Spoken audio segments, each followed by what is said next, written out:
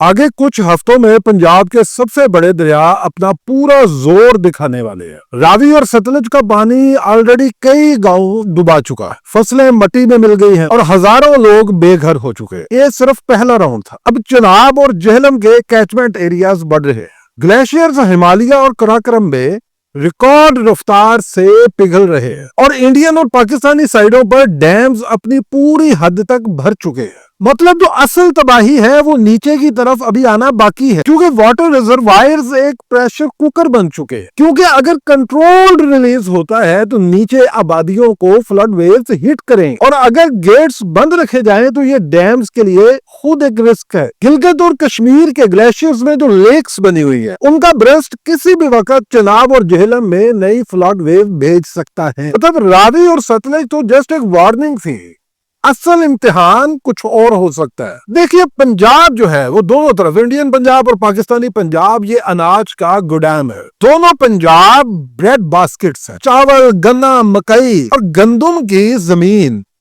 इस वक्त पानी के नीचे है। रावी और सतलुज के किनारे के बेल्ट फाजिलका से कसूर तक डूब चुकी। राइस चावल एक ऐसी क्रॉप है जिसे कंट्रोल्ड इरिगेशन और फ्लड वाटर उसे डिस्ट्रॉय कर देता है। इस वक्त हजारों एकड़ों में पानी जमा है और फसलों के तबाह होने के बाद अगला इम्तिहान बाजारों पर होता है। सप्लाई चेन टूट चुकी है। इधर लाहौर से कसूर और उधर अमृतसर से फिरोजपुर तक तमाम ट्रक्स रुक चुके हैं। जो दूध, सब्जी और अनाज शहरों तक रोजाना आता है, शहर कट ऑफ होने की वजह से वो सप्लाई चेन टूट चुका है और इसके रिजल्ट फौरन आने का खदशा है। यानी दूध की कीमत बढ़ सकती है, सब्जी की कीमत बढ़ सकती है और आटा चावल का रेट डबल होने का खतरा है। हिस्ट्री इस पैटर्न को बार बार रिपीट कर चुकी है। 2014 के फ्लड्स ने क्रॉप्स और अनाज का निजाम हिलाकर रख दिया था। 2022 के सुपर फ्लड्स ने पाकिस्तान की इकोनॉमी को तकरीबन तबाह करके रख दिया था और अब 2025 में दोनों पंजाब एक साथ हिट हो रहे हैं। अब जब फ्लड आता है तो फ्लड कैंप्स जो है वो बहुत जरूरी है, लेकिन फ्लड कैंप्स में रिस्क नेचुरली बढ़ जाता है। यह मुमकिन है कि आलूदा पानी से diarrhoea, cholera, malaria, dengue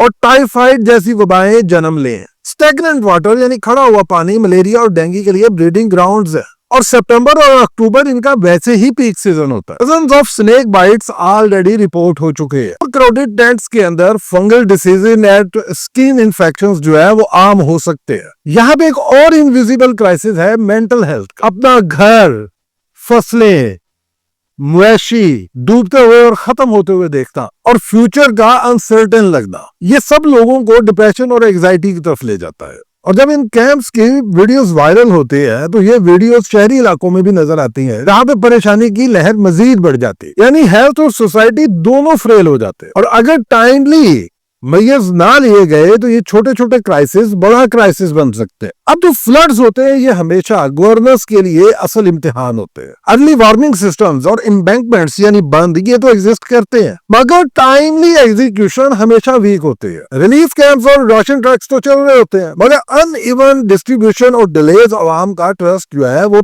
damage कर सकते हैं। मतलब गवर्नेंस कोलैप्स नहीं लेकिन अंडर स्ट्रेस हो जाते हैं और इस स्ट्रेस का नतीजा होता है क्रेडिबिलिटी का गिरना। साइंस क्लियर कह रही है कि मानसून और बारिशें अपना निजाम बदल चुके हैं। रेनफॉल अब कंसेंट्रेटेड है। 20 दिन का पानी अब 5 दिन में ही गिर जाता है। ग्लेशियर्स अनप्रेसिडेंटेड स्पीड से मेल्ट हो रहे हैं। ग्लेशियर्स की लेक्स ब्रस्टिंग पॉइंट पर है। मतलब पंजाब के लिए हर साल एक हाई रिस्क विंडो बन चुका है। 2014, 2022 और 2025 ये एक ही साइकिल। फ्लड्स अब एक्सेप्शन नहीं रह गए, ये न्यू नॉर्मल्स बन गए क्योंकि एग्रीकल्चर कोलैप्स का मतलब है फूड इनसिक्योरिटी, रोजगार का क्राइसिस बढ़ता है, यूथ अनएम्प्लॉयड होती है। अब माइग्रेशन बढ़कर शहरों के स्लम्स जो बस्तियां होती है इनको एक्सपेंड करते हैं और अवाम का ट्रस्ट सिस्टम से टूट जाता है। और अब ये सब कुछ मिलाकर एक जनरेशनल चैलेंज बन चुका है। ये बात याद रखिएगा कि आज फसलात डूबी हैं, कल को ये फ्लड साइकिल डबल हो जाएगा। आज कैंप्स में डिसीज हो सकते हैं, कल पूरा